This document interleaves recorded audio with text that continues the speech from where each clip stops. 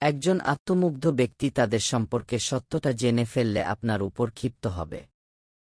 একজন আত্মমুগ্ধ ব্যক্তির প্রতি আপনি যে সবচেয়ে বিপজ্জনক কাজটি করতে পারেন, তা হল তাদের মুখোশের আড়ালে থাকা আসল রূপটি দেখতে পাওয়া।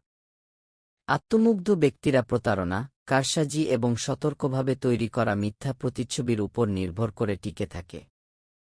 তারা নিজেদের এমন একটি সংস্করণ তৈরি করতে প্রচুর শক্তি ব্যয় করে যা অন্যদের কাছে আকর্ষণীয়, উদার বা প্রশংসনীয় বলে মনে হয়।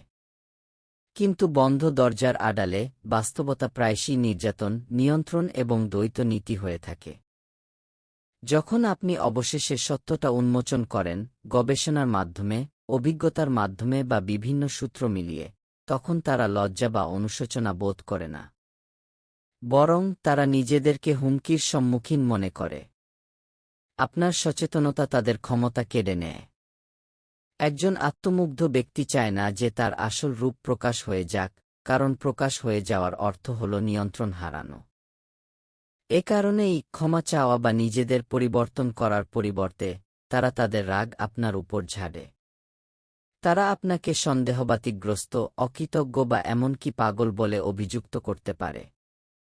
আপনি যা জানেন তা প্রকাশ করার আগেই তারা অন্যদের কাছে আপনার সুনাম নষ্ট করে দিতে পারে।